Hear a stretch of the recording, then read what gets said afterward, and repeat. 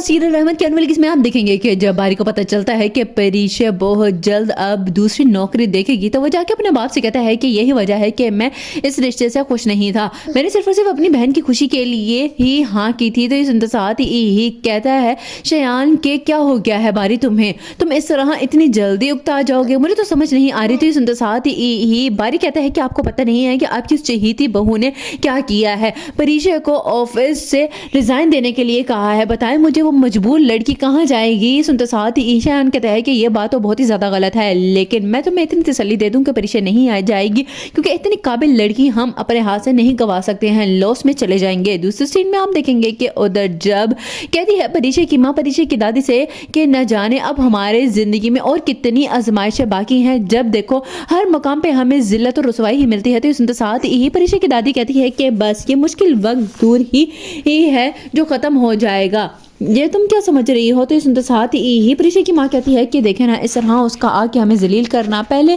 जो सब कुछ होता था उसके बाद अभी भी कसर बाकी थी, न जाने मेरी बेटियों की जिंदगी में और क्या है। सुनते साथ ही परीशा की दादी कहती है कि बहुत जल्द ये सारी की सारी आजमाइशें खत्म हो जाएंगी, मैं तो सोच रही हूँ कि अब इनके बारे में हमें कुछ सोच लेना ही चाहिए। और हाँ, परीशा से कहना ये नौकरी छोड़ने की जरूरत नहीं है, मैं खुद बारी से बात करूंगी। लास्ट सीन में आप देखेंगे कि उधर जब